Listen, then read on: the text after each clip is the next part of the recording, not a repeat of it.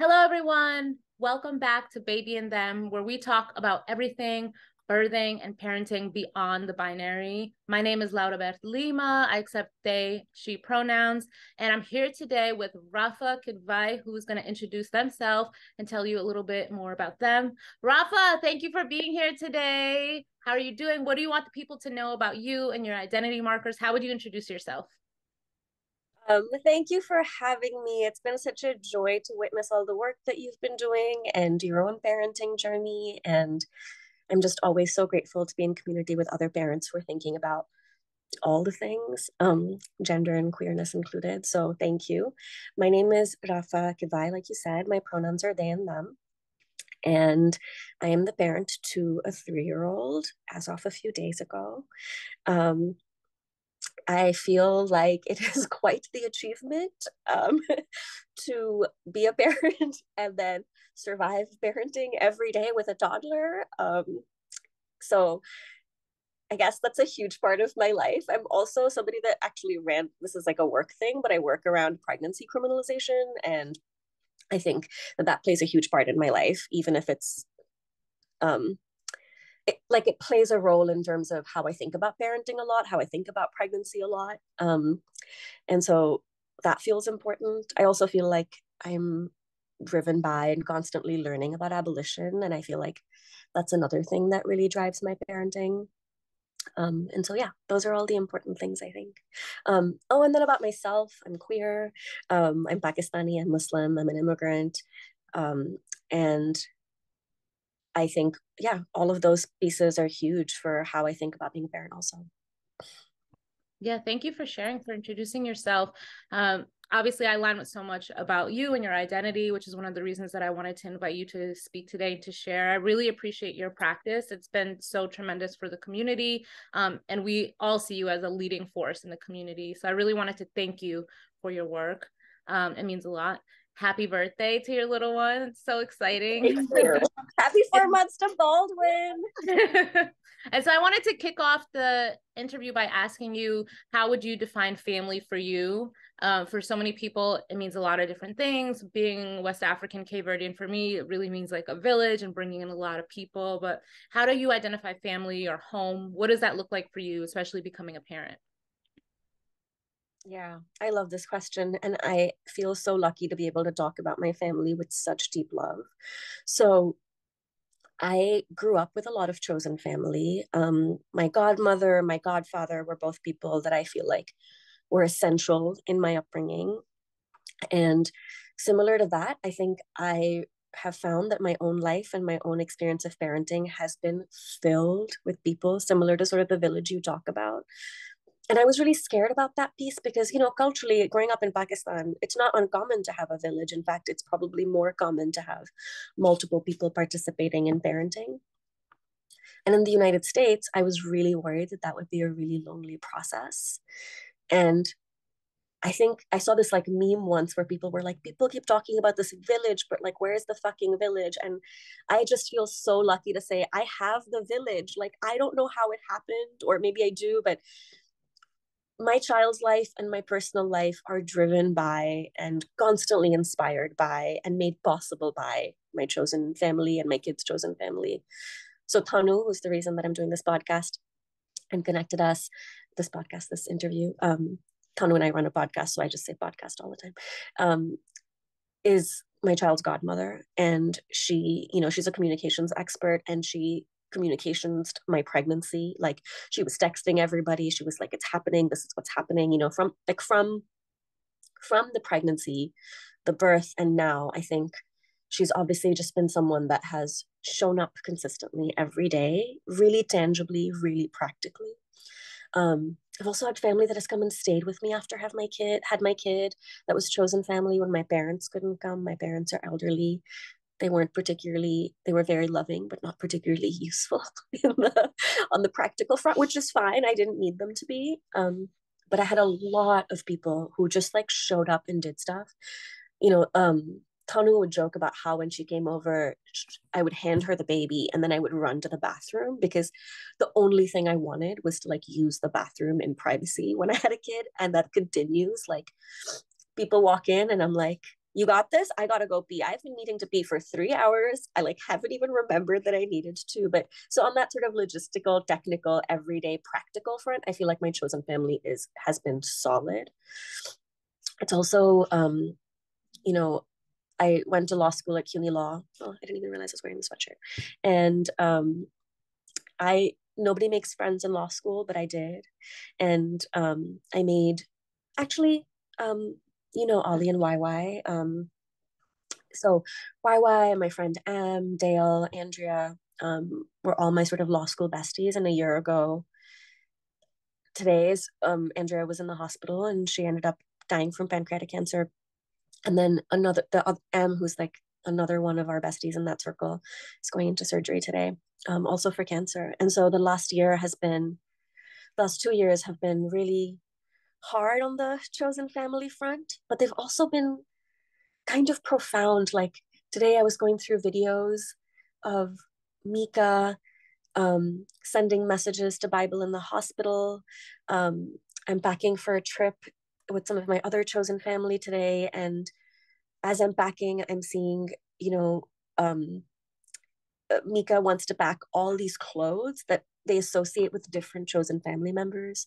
So they're wearing their like M-wife pajamas today, and they're wearing their like S-queer sweatpants.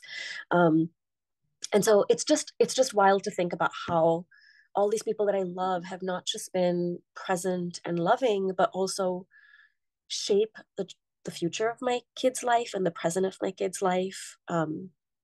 Yeah, there's so much to say about chosen family. I mean, I don't know how people do things without support systems, and they obviously do, but it is the difference between being able to and not as a functional person. And you know this, like, you already know this, that being exhausted is one of the scariest things as a person who's a parent, because it's the first thing that impacts your parenting. I'm tired, and therefore I will behave in ways that maybe are not living up to my standard. And so having people to show up and be present and allow you to rest and care for yourself means that like you get to be the parent that you want to be. And so it's a really direct path between being able to listen to my kid if I have these people in my life, you know? Well, first of all, I just want to say, sorry for your loss. May her memory be a blessing. And for all that you're going through in your community. But it's really so beautiful how everyone kind of galvanized around you, and that you do have the chosen family. I think it's a structure that we're talking about more now, and that's really kind of emerging in a more like beyond the queer community way. Like queer folks have been doing this forever, but we're starting to see a lot of people talk about this and acknowledge it. And it's so beautiful how you mentioned that everyone showing up allows you to be the parent you want to be, right? Because we all have these ideas of what we'd like, but being tired, working, making everything happen, it's not really always possible to show up. So that is just really so beautiful, right? It's not about just surviving, it's about thriving. And speaking about being the parent you want to be, how did you know you wanted to become a parent, right? Did you always know, or did it like just spring up like one day? Like what was that like for you making that choice? That's such a good question. I mean, first of all, I just want to say it's so hard to not ask you questions because I just want to learn so much about, I know, the I way wish it that could be you a navigate two-way street, but life. it's so nice to learn from you. You have so much Yeah, brilliance. we'll make it happen separately. I think I've wanted to be a parent for as long as I can remember, which is, funnily not about gender stuff or expectation. I mean, I'm sure it is partly like what isn't, but I think the idea of being a parent was always devoid from like being married or being in relationship in a particular way, all the things that I think we're trained to want, or like being a nurturing caregiver and sacrificing your own sense of self above someone else, which kind of happens as a parent. I'm not going to say it doesn't, right? And it's not that I don't enjoy those things. It's just, I don't think it was like, oh, I'm a kid and I've been raised in a particular way with a particular gender identity, and therefore, like, I want to be a mom. That's not what the journey was. But I remember being 6 and saying that I wanted to be a single divorced parent to an adopted child. And that sort of was what I thought was going to happen all the way till I got pregnant, probably, where I was like, that's my journey. I don't know why I landed on that so young, but I kind of did. And I think that because I knew that so early, I feel like I've been watching how people have been parenting to see what I can learn from that forever. So by the time when I was 24, I think I was like, okay, I think I want this. I'm not ready to do this. It's coming, but I want this.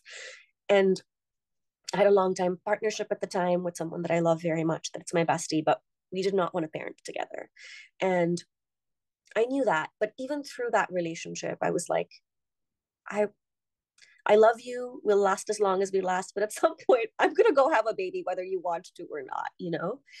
And part of that was just, oh my God, so many things. I think that I was a really loved child, and I also had some hard places. And I felt really vulnerable as a kid, and I felt really sort of sometimes unprotected, and sometimes like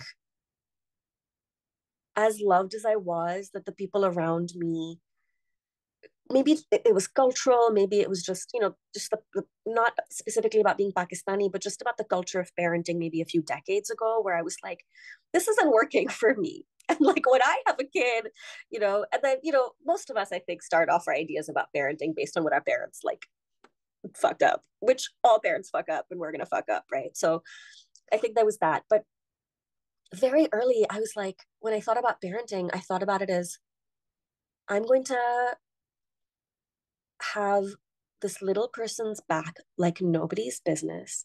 And as their like number one fan, and as someone who's committed to protecting them and loving them, I just want to help them navigate life. And I think about even now, like yesterday, my kid was reading something, and sometimes it feels like just adding accessibility to our relationship, which is like, oh, are you looking to read these words? Can I help you read them? And really feeling like that, I just want to like be there for you and help you figure it out, was so much of how I imagined parenting. And I think I also knew very early, because I think some of us have these experiences pretty early where it's my birthday and I don't want to wear a dress and I'm fighting with my mom about jeans. And I sort of vowed very early, like, I'm not going to do that. My kid's going to be like really comfy on their birthday. They're going to pick their own outfits. They're going to like not feel that pressure to be in floofy clothes, or, you know, or whatever the things are. And so I think very early, some of the gender pieces came up for me, where I was like, I knew that I wanted to raise a baby that was like free in a way that maybe I desired. Making that a reality, though, has been an experience, because I think, one, we have a lot of community and support in a way that I think is hopeful. And also, I think we're really fucking behind when it comes to gender. Like, I think that we have our desire to control people's bodies, whether it's, you know, I think about bodily autonomy and from the repro sort of criminalization space in my job all the time, but our desire to control our community's genders and their bodies is so baked in.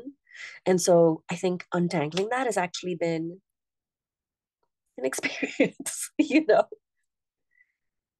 It's definitely not easy. And, you know, I really resonate with that choice to want to raise your child in a way that they have liberties that you didn't have when you were younger, because you experienced that trauma probably the way that many of us did, that I definitely did. And you want to do it differently. You want to give them that kind of liberated state. And they come out so perfect and so beautiful and so happy. And you just want that to keep going, right? Like not to have any like chips, like any darkness. And gender is a huge part of that, right? Being able to just like express freely. And I wonder for you, you know, you already just kind of shared how that kind of came about for you. But how did you solidify that you wanted to kind of do gender free, gender fluid parenting? Like when did that kind of like form in your thinking? Yeah, in a way, I think, like I said, it started really early, but I think in practice, I think probably the years leading up to my pregnancy, I thought about it a lot more. I have people around me that I knew would be able to hold it and would actually support me doing it. So the other, you know, a few weeks ago, my kid was like, is really into switching up their pronouns, and they, you know, it's like just what they do. And I was talking to one of my friends about how my kid said to me, "You're not even trying with she." And I was like, oh, wow, that was quite the call out from my child, because here I am being like, they and them, like, decide what you want, be what you want to be. And then I'm like, they're saying, Mama, call me by she and her pronouns. And I'm like, still using they and them pronouns, And I was talking to one of my friends about it, and they were like, what if I start using them? Will that help you? And it was so loving and moving, because it was like, yeah, actually, like, all of us have our own stuff as we unearth this. And are there sticking places for me where I still need to work on my stuff? Absolutely. And do I feel certain that the people around me love me and my kid enough to make sure that that's a reality? And I think that's true. Having people around me that share those values has been really, really helpful for reaffirming those values. And so I think that in terms of gender freeness, I really could not fathom. I think my brain just had moved to a place where I could not comprehend the reality of this falsity and this, like, I'm not saying gender is not important. It's profoundly important. I'm just saying that the earlier you build in the understanding, I felt that you get to be entitled to your own body, your own sense of self, your own vision of yourself as early as you want that, and that you get to have it, and that it's a source of joy. Like, I want a gender to be a source of joy for my kid, as opposed to like all the things that it is for us.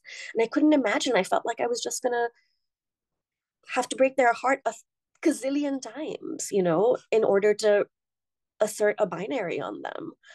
And one of my friends always joke about how I have one category of white friends and they all look the same. They're like, honestly, they all look kind of like Ariella, right? They're like white, they're a particular height you and me range. both.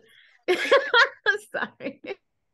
No, and they have the short brown hair. And so Mika, I call one of my friends my wife, because we live together and we call each other wives.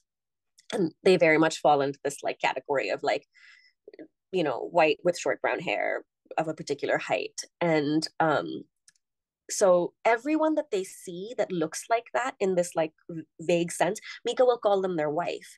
So they're like, that's my M wife. They met my coworker Kylie, and there was like, oh, Kylie wife, And we were walking down the street not long ago, maybe like a month ago, and Mika sees this person with short brown hair and like really falling at the visual, like not somebody that I knew personally. And they were like, Mama, I'm confused. Is that kind of person a wife or a lesbian? And I was like, oh, this is hilarious. Like, this is the reality of your life, where you actually, everyone around you, their own existence fucks with gender so much. And so, when Mika sees things about boys and girls on cartoons or something, like, that's new information for them. And they have questions about it, where they're like, they're not asking me, am I a boy or a girl, but they'll say things like, oh, that cartoon character is a boy, or that cartoon character has a daddy. That's the other one. Like, I crack your mom jokes all the time, and I accidentally cracked one around Mika, and Mika went, your mom is thirsty, in response. And I laughed so hard. And then they looked at me and they were like, is my dad thirsty? And I was like, well, you don't have a dad, And so we talked about it, and these are the people in your life. This is what you call them, whatever. And so the next time they cracked that joke, they went, your mom is hungry. And then they said, and you know what? I don't even have a dad. And then sort of laughed maniacally. But it is such a source of joy for them. Like, what they call their people, who their people are, what their understanding of them is. Everyone's gender is a joy for them. And I feel like they know from the people around them that they have this freedom available to them. And I don't know, it just has been confirming. It's been affirming of how this is good for kids. Like, I think a lot of people in my life, my parents, I don't know about you, but my mom had questions where she was like, are you just making it harder for your child? The same questions she had when I came out. Are you just making it harder for yourself? And I wanted good answers for that, and I had them verbally, but I wanted the life experience to affirm my answers. And it did. I'm not looking for a particular avenue for my child. I'm looking for safety and comfort and freedom and happiness for my child. And however that comes, and I really truly believe that like I would be breaking their heart if I functioned around the binary, you know? And like I've never worn nail polish, and certainly, I mean, now I do, but for the first 3 years of Mika's existence, I was a hot mess. I mean, like, I barely washed my face, right? And so the first time Mika saw one of my besties and their cousin had nail polish on their toes and fingers, and she's like very femmy, Mika was like, how come I don't get to get pretty colors on my nails? And I don't know if that's about gender or what it's about, but it's pretty colors on their nails, right? That's a source of joy and excitement for them. And now they love painting their nails. And I didn't give that to them. And most people in their life aren't super femmy like that. But seeing it immediately made them want it. And goddamn if I'm not going to affirm that desire in them because it brings them joy, you know? 100%. I'm over here laughing while I'm muted, but I'm like cracking up at just this joy, right? It's like coming off the screen from even the stories that you're telling. And I think for a lot of folks who are not familiar with living beyond the binary, or even that there's a need for that, they're just like so entrenched in heteronormativity, whether it's like truly who they are, they can't see themselves beyond it. They have questions, they're curious, they push back, right? We've all experienced that. And it can be pretty challenging when you feel like your existence is constantly being threatened, or you have to be defensive about just existing. And what we really want is to be somewhere outside of that, where we don't have to exist in contradiction to the heteronormative gaze, where we can just be. That's the point. So you're calling in all this joy, and that's what it's about. And I really love how you said that you don't need to be perfect. Like when you're with your friends, you have a trusted circle that you can figure it out, right? Because that's also one of the things that's been really hard for me doing this. I feel like I have to be perfect because people want the perfect answer for me to justify it, right? It's always like the straight trial, right? Like the binary Yes. trial. Like, do you have the perfect answer of why this is healthy for your child? Are you not harming your child, right? And what if I know that the being beyond the binary is like right for my family, and I don't have to be perfect, and I have friends around me that help me figure it out? And like we deserve that too, right? We deserve, just like heteronormative parents like parenting, we deserve to have people around us allowing us to make mistakes too and figure it out. So I just love that you're like pointing to like the humanity of it, the reality of it. But it really does take having people around you that really get it. And even if they don't get it, they just 100% love you and affirm you, right? And want to work through it. That is just invaluable. And so I guess my next question is kind of like a challenging one. What do you do in instances where you do get pushback? Like, I know everybody navigates it a different way. Like some people just dismiss, or some people like say, well, if you're worth educating, I'll take a few seconds. And also it depends on the dynamic, right? Like, are you in the school setting with your kids where it's like political and you need to make sure that they're taken care of, or whether you're on the street, or do you even put yourself in those environments? Some people just avoid hetero spaces and binary spaces altogether. Like, how do you actually place yourself in the world beyond your beautiful, beautiful bubble? Yeah. Leaving the bubble can be so hard. I have a couple of things to say. One, I'm touched by children these days in general, and like how everyone's fucking queer makes me really hopeful. I went to visit one of my best friend's kids at school, and there was a new teacher, and she said, "Girls and boys," and all the kids in unison yelled, "We say friends here," and with such certainty, like you I have love that. wronged us, and that made me really hopeful. Where I was like, I know that school isn't filled with like all the queers, right? And all the trans people and all the non-binary people like pushing the envelope. There are straight cis people in this space that are fighting for that. I'm not saying that like I'm not out here applauding straight cis people all the time, but it does need to be in solidarity with each other constantly. Also, straight cis people have kids that are going to be queer and trans and non-binary, and so they need to figure their shit out really soon too. And so it's hopeful to see that that's happening. So leaving the bubble gets sometimes feels easier than I anticipated, and other times it's hard. I mean, I went back to court after I had my kid, And every single person, we were in arraignments, it was virtual court because of the pandemic. And everyone was like, oh, is it a boy or a girl? Like, Miss Kidvai, you're back in court. Is it a boy or a girl? And I was like, it's a baby. And then I saw all these people texting each other, like on camera, clearly being like, this fucking person is bonkers. Like, and I don't know. I thought it was going to hurt my feelings, but instead I just felt like, I don't know. I just felt like so certain that I was not bonkers. I felt so certain that like I didn't want the people in my life that were judging that. I wanted the people in my life that were safe. And so I think that's a huge part. And then, you know, something about parenting that's been really grounding is that I feel like my North Star is Nikki. Like I wake up to that, I live that. And I'm not saying I get it right, right? Like we have North Stars and we have goals and we have aspirations, and there's trial and error and there's imperfection. But it is my truly most grounding force.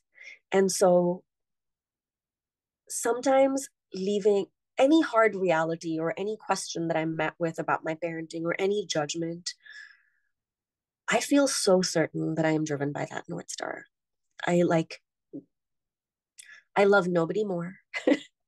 And I don't know. It's there's something about parenting that kind of has liberated me in terms of some of the noise about like, and even my own self-critique, because I can tell myself, okay, is this driven by my North Star? And if it is, I can breathe through it and let it go more easily.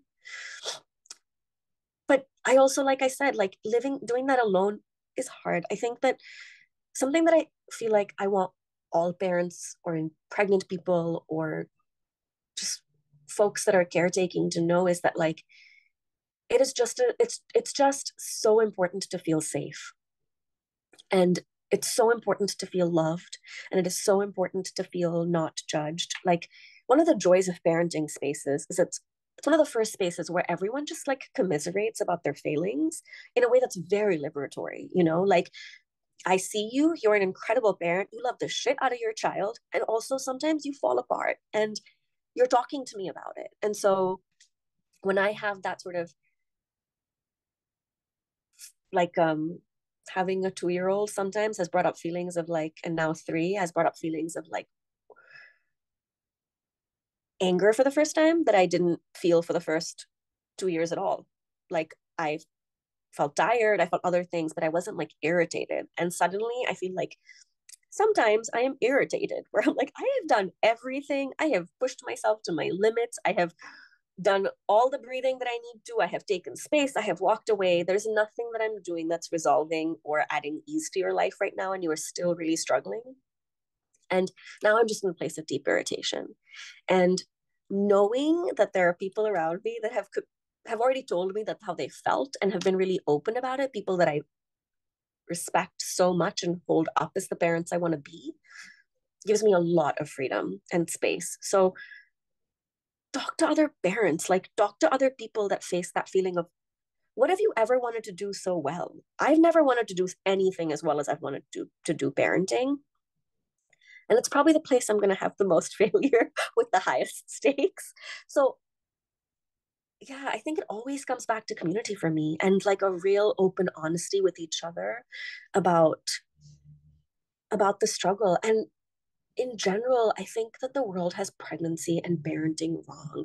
We just kind of don't get it. Like from Hollywood talking about pregnancy as 9 months, like to the like sort of visual representation of your water breaking, like nothing you ever know and are taught about pregnancy, nothing you ever know and are taught about parenting turns out to kind of be true. You're like, all of this is a farce? Like, what is this bullshit? So being prepared and talking to other people, I feel like is always the answer, if that makes sense. Yeah, absolutely. I love that you jumped into giving advice, because that was one of my questions, right?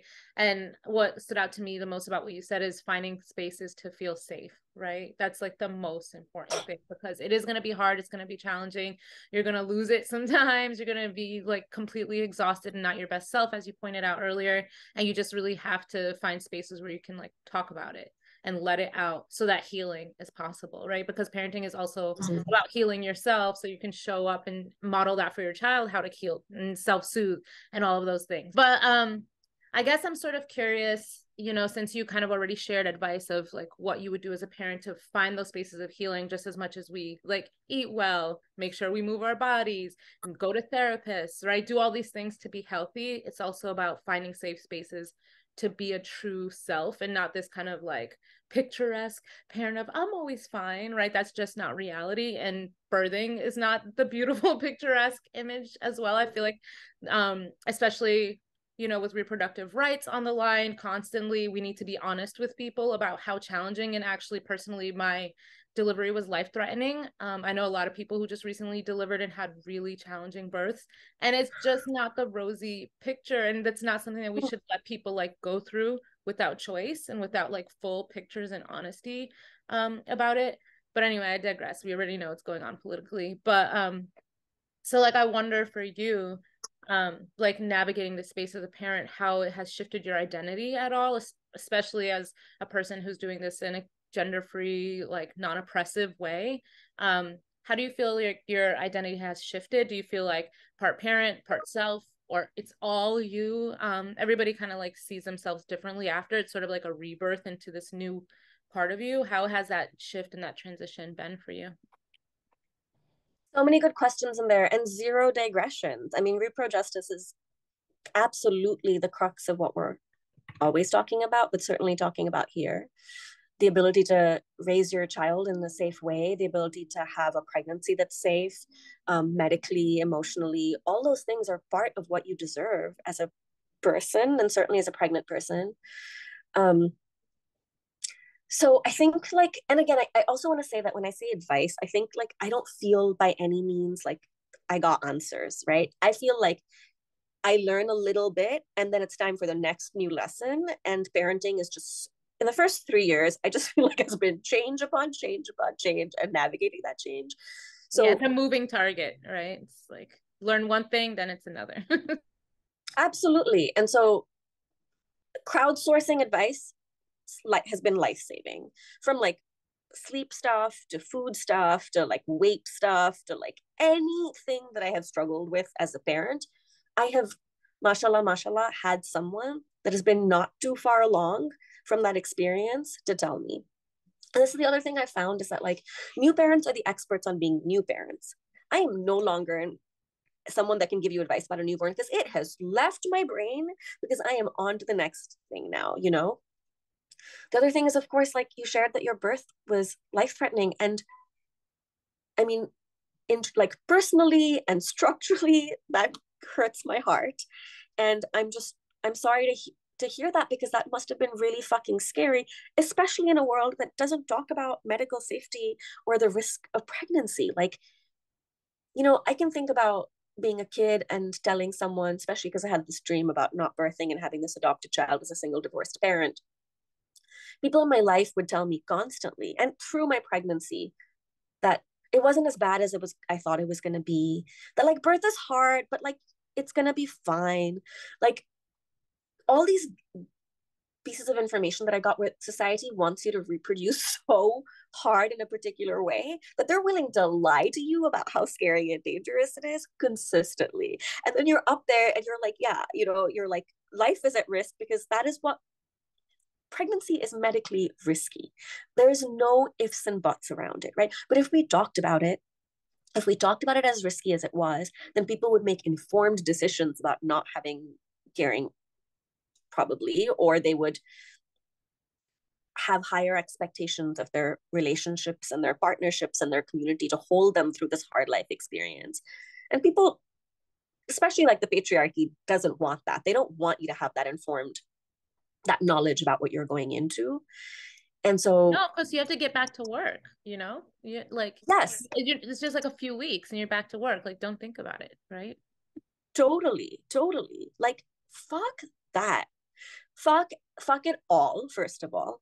Like, anytime that, you know, when we were at the hospital, Mika's nurses said I was coming home, and they wanted me to they wanted to know if I wanted to take Oxy. And I had just a deep anxiety that I was in so much pain, and that if this was going to give me a relief, that I was nervous about getting, I was just nervous. It was like one of my nervousnesses was taking Oxy and feeling like, oh my God, it's going to be so hard. How am I going to ever want to stop taking Oxy? Like, so I just wanted someone to like talk through it with me, you know? And the nurse was talking to me about how surprised she was that as a South Asian, I was choosing to not take pain medication because, or even thinking about it, because the nurses called all South Asian people that were birthing like Indian princesses because they were so, and had jokes about them having low pain thresholds.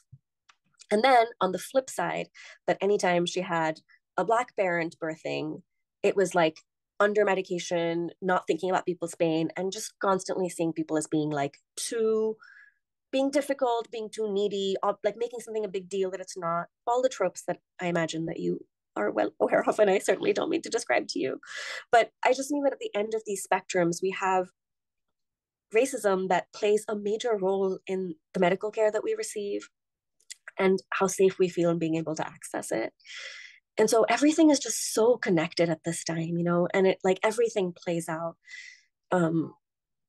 Is this the moment that you're suddenly going to have to learn to like advocate for yourself when the world has taught you that you are not worthy of advocating for yourself or things, you know? You have so many learnings in that immediate moment that are in many ways gut wrenching. Like, do I get to say no to touch? Do I get to, like, what? I think so much about survivors as they walk into birthing and how they have to navigate questions of unconsensual touch in their labor. Like, those are deeply triggering, scary moments. Your whole life is implicated in that moment, and certainly no one's talking about it, and no one's telling you to think about it. Yeah, it's a fucking mindfuck. It's a real fucking mindfuck. But I think safety is just the number one goal. I just emotional safety, physical safety, safety. Like, you want to be there, your nurses, your doulas, like whoever it is, someone that like makes you feel like you can, for the first time in your life, advocate for yourself. Someone who sees structural violence in that moment as playing a huge role, even if it feels not visible. Someone who you can look to in the room when you're in deep pain and know that they have you and they want your body and you to be okay, not just this like future life baby that the world, like, we're, you know, I mean, if that's what we learn so much in the abortion space, is that like people who are here on this planet don't really matter, right? Like, if we really cared about people's lives, obviously we would not be functioning in a world with houselessness and, you know, lack of access to formula, or like any of the things we would not be doing all these other things if we really cared about people's lives. But you just learn through this process that no one really cares about your life. Nobody really cares about, like, you become a vessel.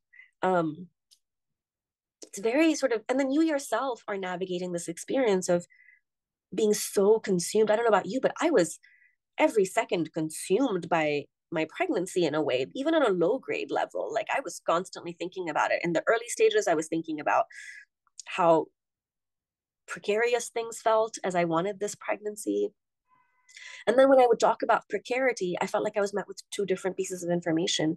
One, like, it'll be fine, like, it's not that precarious, don't really worry. And also, don't you dare do anything slightly, maybe even slightly, that could risk this, because it's also precarious, you know? Yeah. It's just And like so much pressure all the time, constantly. absolutely. I guess the last piece that I wanted to say was about, when I say safety, why I feel like it's so expensive is that we have a culture, for instance, around criminalizing people for substance use when they're pregnant, regardless of information about whether the substances that we're talking about or the drugs that we're talking about are leading to any of the pregnancy outcomes that we're then later sort of criminalizing people for or punishing them for. And I think so much about how in my work, everyone's concerned about period tracker apps and surveillance. That's actually not, the family court system can't use a computer and they surveil us constantly. Like, the immigration system, as an immigrant, I handed all my information when I applied for any form of relief. And so I am deep in surveillance, probably, as we all are, right? And it's the people that report people for their pregnancies or what, accusations of abortions or self-managing abortions or substance use are the people closest to people. It's abusive partners, it's family members, it's friends, it's medical providers. So all of your immediate circle of safety is actually not a source of safety. And so you really need to parse through, is it truly safe or is it just the people around you? And I really feel like people need safe people. Like, you should be able to talk about how you maybe want to ingest some marijuana because your fucking morning sickness is so bad, with people that can actually have that conversation with you without judgment, without fear that they're going to report you, because you're just trying to survive, right? And you're just trying to do the best that you can. And the medical system doesn't give a fuck about you. Like, I was throwing up 10, 15 times a day during my pregnancy, and I was met with such, like, doctors were like, oh, that's normal. Like, if you got the standard, I think, was like, if you can't hold down 2 sips of water, you might want to get an IV. And I was like, I can barely hold down 2 sips of water. And they're like, yeah, you're doing fine. Like, those cannot be the standards by which we're operating. And so when you're living in that reality and you're trying to care for yourself in the absence of true care that acknowledges you as a person, how do you navigate that without feeling safe to talk about it? You certainly can't talk to your medical providers about alternatives. You can't talk to your friends and family. You might not be able to trust your partnerships. Like, you really need safety in a holistic, structural sense. Like, we need a world that's so much safer for pregnant people, and we just don't have it. And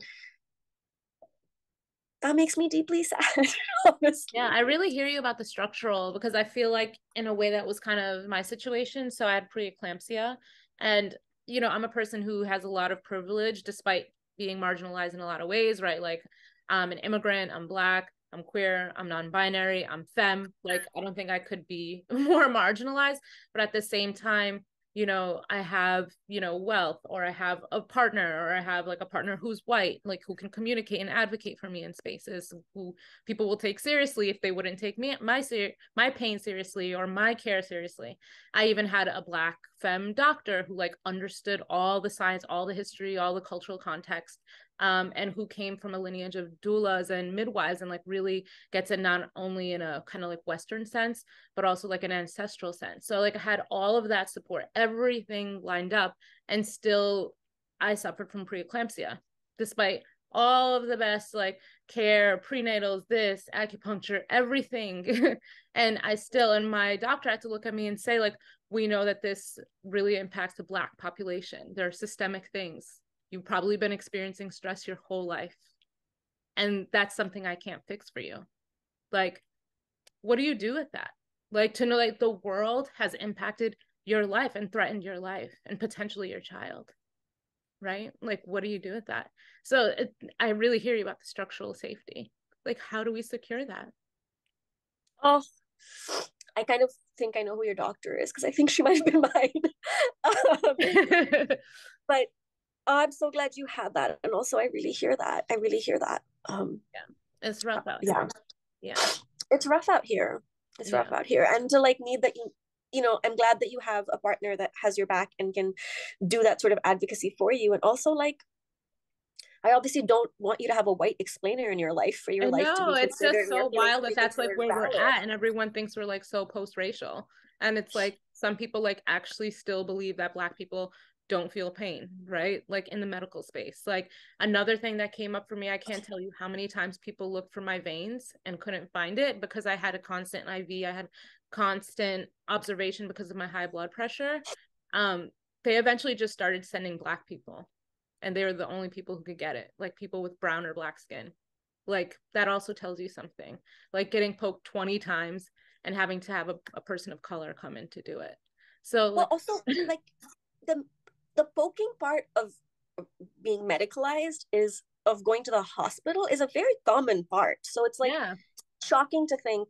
And also, like, of course, I'm not saying I'm shocked in a surprised way, but like, it is, of course, it should be heart-wrenching and shocking to think this is New York City. And that if people go get IVs all the time, every day, and it's like, you should know how to do find this. someone's fucking veins. Like, that feels like really early in the medical process, where like someone should have had that skill down a long time ago. But it's like, oh, Yeah, that's the reality of our medical system, and we know the history that it comes from. We can point to the J. Marion Sims who experimented on enslaved people who identified as female at the time, without consent, without anesthesia, despite the fact that it was available. Like, we know that kind of experimentation is still happening today.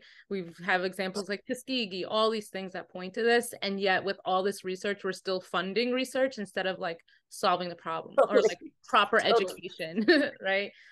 Or like, Totally. You're like, like New York City is gatekeeping like, medical schools, so like only like 2% of doctors are like Black femmes, right? Like, it's just wild out here.